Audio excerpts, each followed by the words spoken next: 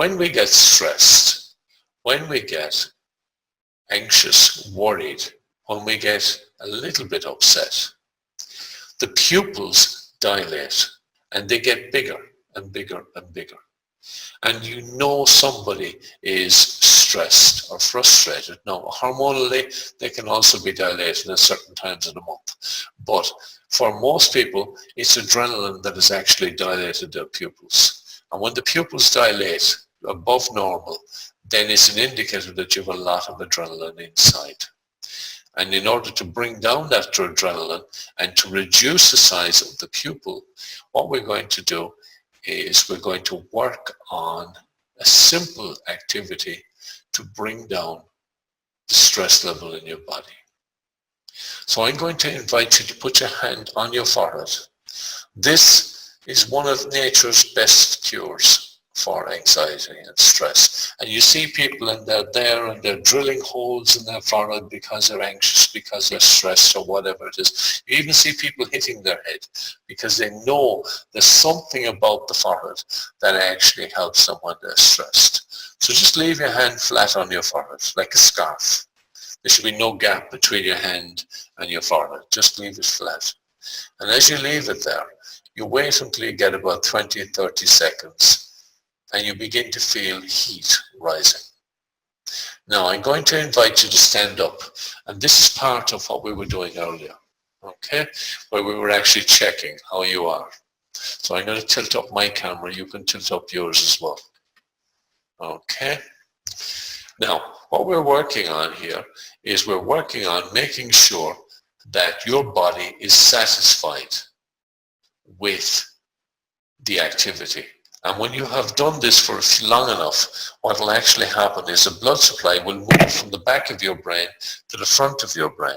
So just leave your hand on your forehead, leave it there for a few moments, and then you're going to find yourself go forward, just like that. You may even have to take a step to stop yourself from falling. Wait until that happens.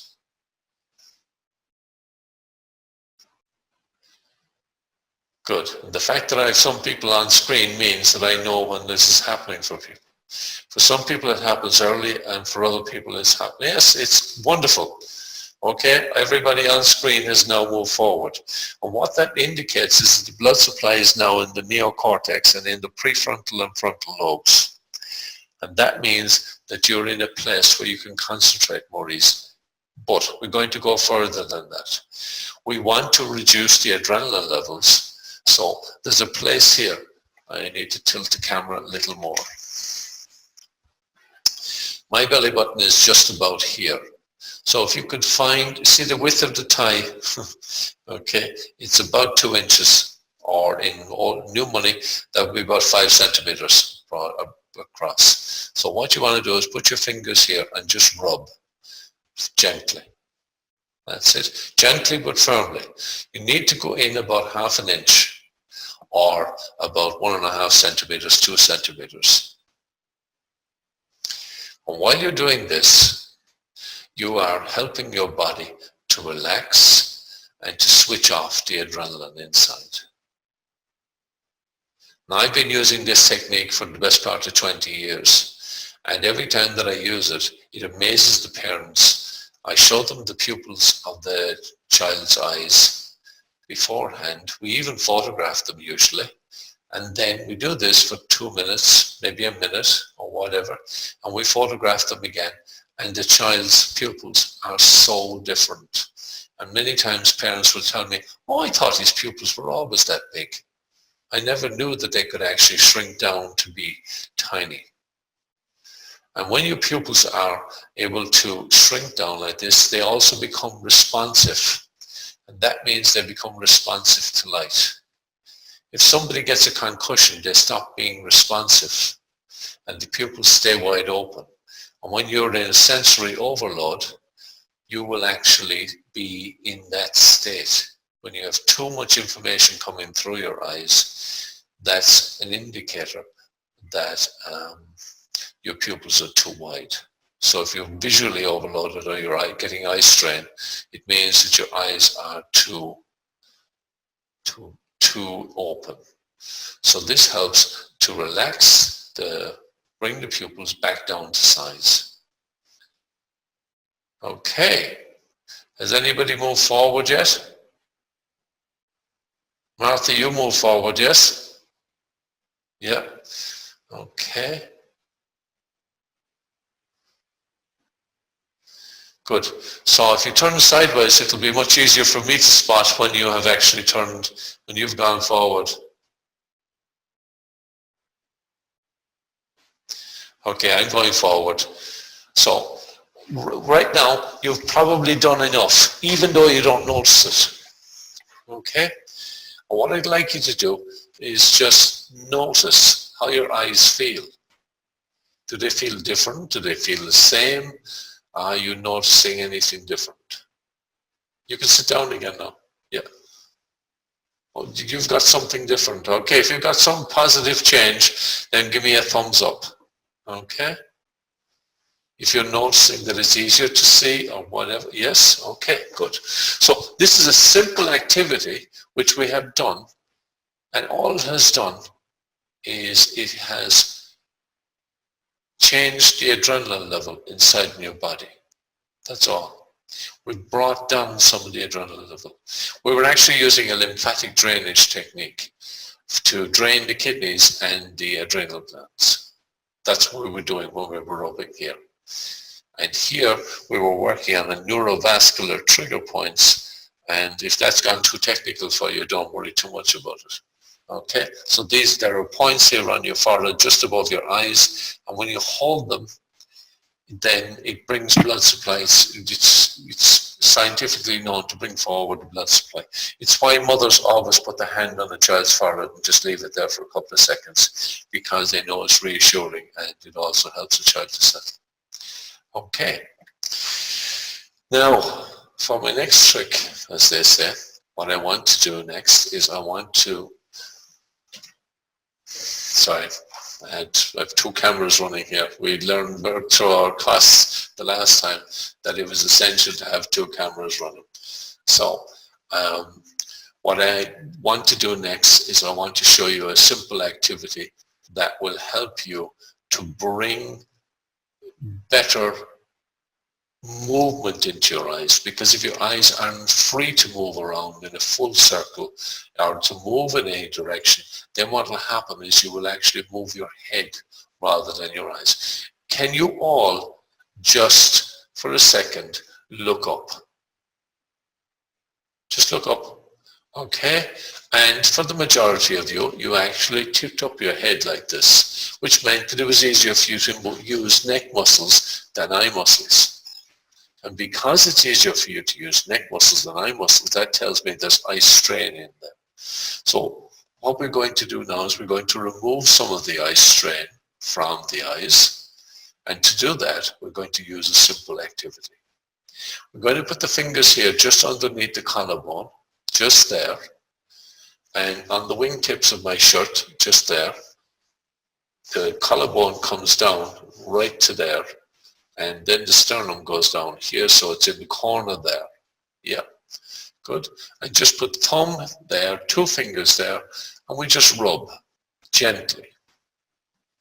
With the other hand, what I want you to do is put your hand in front of you and slowly follow your hand with your eyes all the way out to that side, and then slowly all the way out to that side. Now, if you wear glasses, you might like to pop them off. So I'm going to pop off mine. Sorry about the microphone. Okay.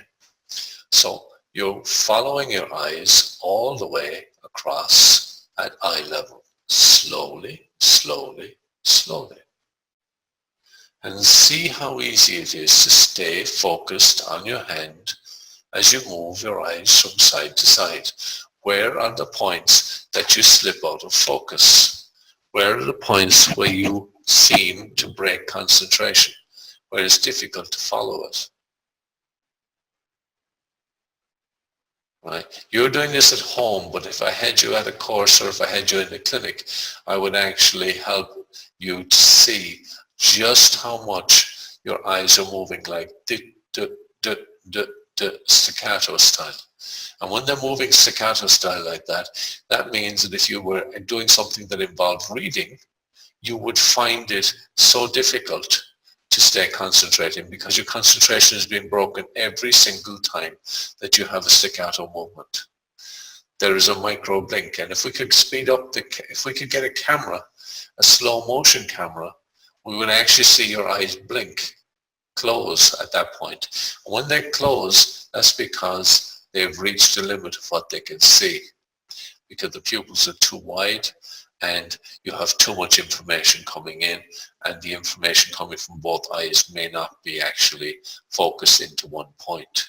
So if you've got visual overload and you haven't got the harmony between the two eyes that you get with binocular vision, then what happens is that the eyes jump, jump, jump, jump, jump. And when you have a child with difficulty with reading, frequently, as soon as you clear this visual distraction or clear this visual problem away, they become fluent readers. They've always had the capacity, but it was just a physical blockage. So what I want to do with you now is clear that visual blockage away so that it becomes possible for you to zoom in and to be able to focus on anything that you want. You can then focus your attention, you can focus your vision, and as most of us use our vision to channel our attention, by clearing this, we're actually going to make it much easier for ourselves to concentrate. So we're going to rub here again, and this time we're going to send the hand up in a rainbow, all the way up and right around to level with the other ear, and then all the way back up again, slowly tracking, tracking, tracking, tracking. Okay, and what you want to see is keep your head steady. Keep your head steady if you can. Keep your head steady and let your eyes do the work. Yeah, it's great fun when your head is moving. It's so easy when your head is moving, but it's not so easy when you just move your eyes. So what you can do is just literally follow, keep your head steady and let your eyes follow your hand. Excellent, well done. Okay, having done that 2 or 3 times, we are now clearing a lot of the visual difficulties out. Okay, so let's stop for a second and do a check at this point. I've just been showing you how, but I want to show you why in a second. Now just look up towards your eyebrows. Look up towards your eyebrows. Yeah, up towards your eyebrows. And then down towards your chin. Over towards your left ear. Over towards your right ear. And which of those was the most difficult to look? Can you point up, down, that way, or that way? Okay, so you've got one. That way, it's going that way for you. Okay, right, okay. Yes, excellent, it's going that way for you. Okay, and what did you have, Martha? Okay, good. Okay, excellent. So, what we're looking at then is that there is an area of difficulty for each of you, right? So what we want to do next, we want to make sure that we clear that. So just rub, keep rubbing, okay? And as you're rubbing, this time we want to go down. So this is like going down into the valley with your eyes all the way over to the bottom of the rainbow, and then all the way back, just moving your eyes, not moving your head, all the way over to the bottom of the rainbow, and all the way back, and all the way over to the bottom of the rainbow. Excellent. And what we've done now is we have cleared most of the difficulties of the eyes away. Next, I want you to put your fingers and your thumbs above and below your lips like this. Now I'm going to have to move the microphone for this. Okay. Can you still hear me? Yes? Okay. I'll use a different hand.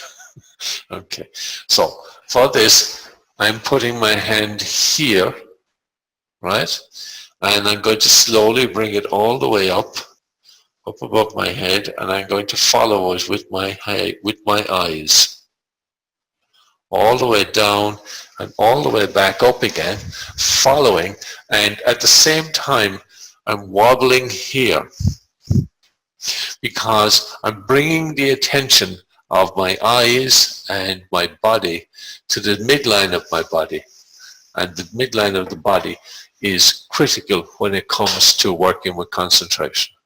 So rub here, and the hand is going all the way up, and you're following it up as high as you can see, and then all the way down again, all the way down again, right up again.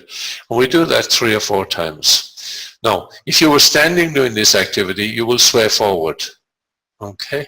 I'm just letting you know that you can do it. You don't have to stand and do it. Just keep your eyes on your hand, not on me. Okay, good. Well done. And even those of you who've been on courses with me, you haven't seen this before. Okay, good.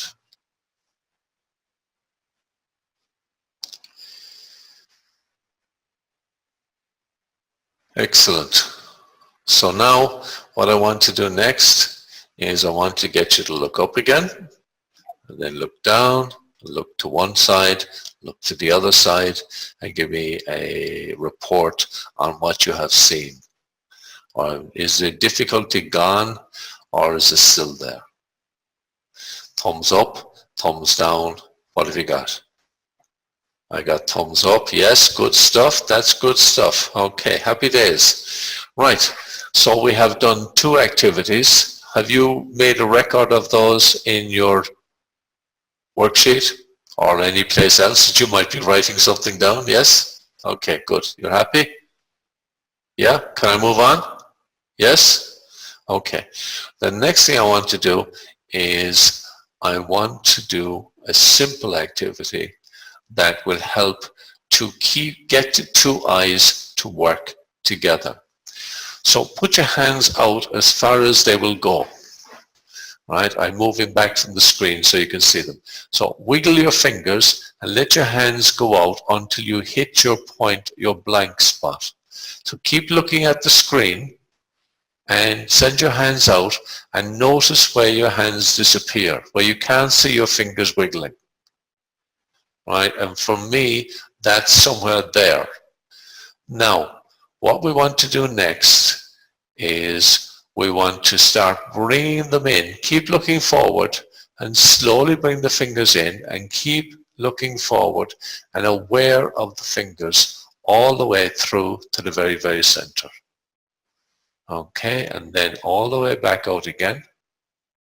And we're going to do this 3 times. And it is just a simple movement of the arms while we're looking ahead.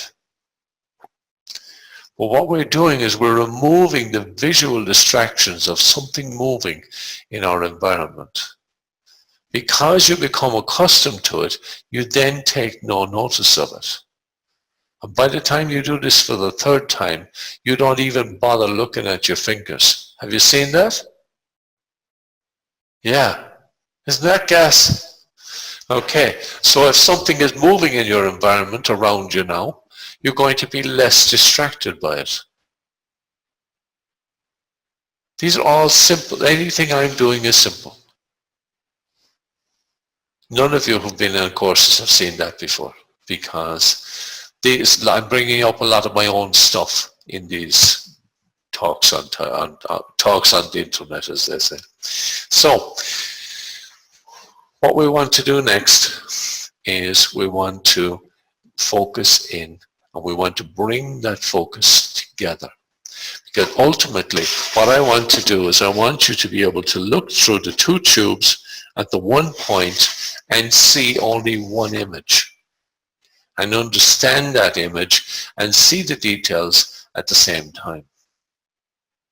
If you can look through 2 different eyes and they can focus on the one single thing, then you will be able to zoom in. and you will be able to stay focused on the one task. You won't be getting distracted by what's happening over here. You won't be distracted by what's up there, what's down here. You won't be noticing anything in your environment except the thing that you want to channel your energy into, the thing you want to focus your attention on. That makes sense? Good. Okay. Good stuff. Thank you.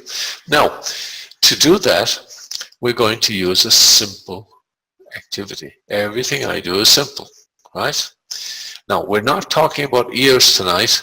I cover that in the first episode. In fact, I covered visual distraction in the first episode as well. But now we're doing visual zooming, right?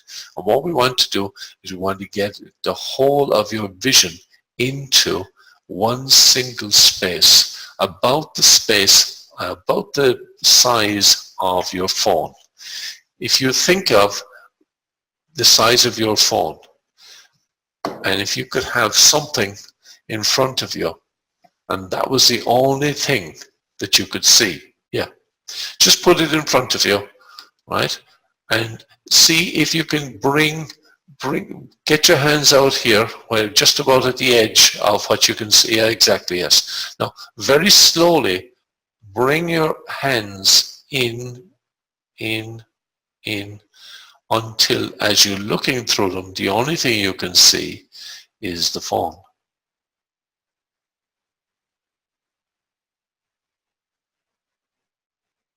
How long can you stay there before your eyes jump back out again?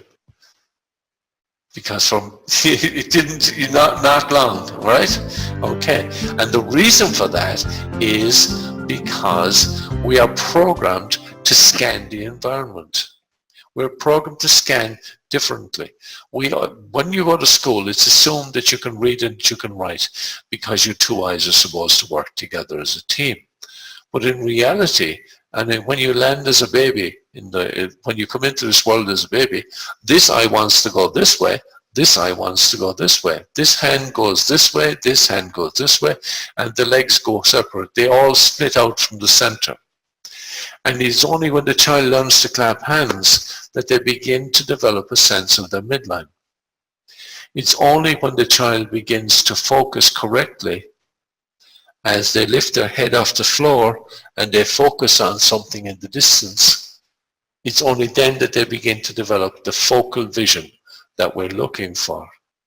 And for many people, because of distress and because of anxiety, because of shock and trauma, because of the lack of understanding of this, they haven't developed it fully. So the two eyes don't work as a team. One goes off when you get stressed. One gets slightly off center when you get stressed. So what we're going to do now is we're going to do a simple teaming activity to get the two eyes to follow as a team. To do this, I'm going to get you to follow me. So I'm going to come in close to the camera.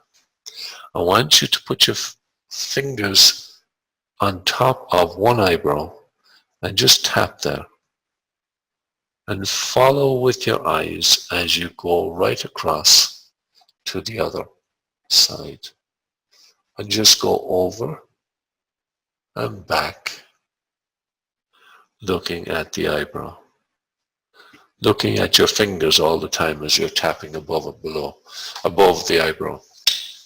We're going to do above the eyebrow first. Yes, slowly, slowly, slowly. Good. And just keep tapping.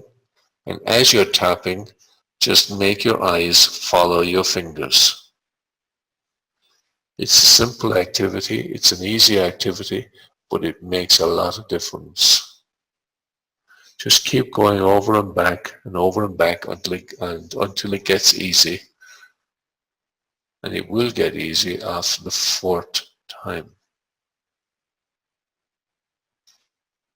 Good. That's enough. Thank you. Now, I want you to tap across underneath your eyes, across the bridge of your nose, and keep your eyes on your fingers all the way over and all the way back. Keep your head steady. Keep your head steady if you can. Good. Keep going. Watch the fingers with your eyes. Yeah. Keep your eyes on your fingers. Yes. It's so interesting watching your eyes. Okay, excellent. Well done. Now, for my next piece, what we're going to do is we're going to go right around the eyes as in a square or a circle or a rectangle or any way you wish. So we can start at the top, go right around, follow with the eyes all the way over to the side, then go across the bottom. Sorry about the microphone, up around, and you just keep doing that slowly. Go ahead and do it if you've got it. Does it make sense?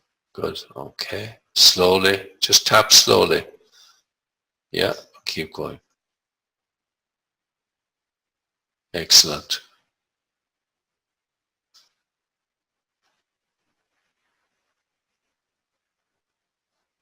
Okay. Good. Excellent. Well done. You are super. Now, what I'd like to do next is I'd like to invite you to make a pattern of 8 with your tapping. So we're going to be crisscrossing at the center. So we're going to start again at the outside of one of the eyebrows and go down and around and up through the middle of your nose, over that eyebrow, around and down and up and around and around. And you just keep tapping. And all the time, keep your eyes on your fingers. Okay. And what we're doing is we're working on creating a pattern of 8 around your eyes. Now it's really, really important, if you listen to me for a second, just stop for a second. It's important that you go up in the middle. You must be going up over your eyebrow. If you're coming down off the eyebrow, you are you're generating a different pattern.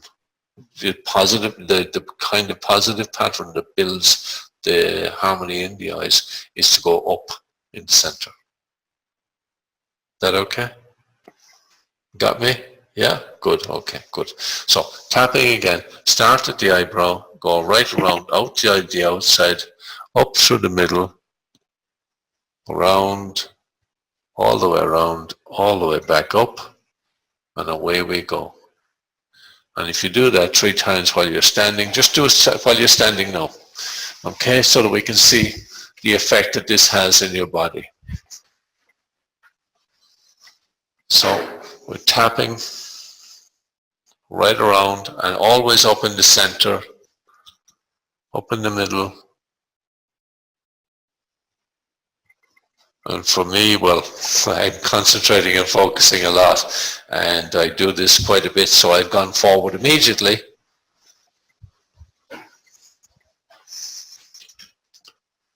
So just okay, and when you sway forward, then your body has done enough of it. If you haven't swayed forward, do it, swap hands and go forward again. So if you haven't gone forward at this stage, swap hands and go around again.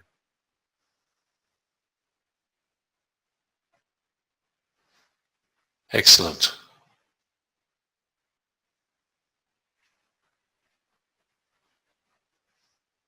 Super. So when you're ready, you've all swayed forward at this stage. Yes, sit down now and relax. And let's go back and focus on the phone again. And just bring in your focus right down to that very center. And see how long can you stay in there now. And it's so much easier because your eyes aren't jumping anymore. They're holding.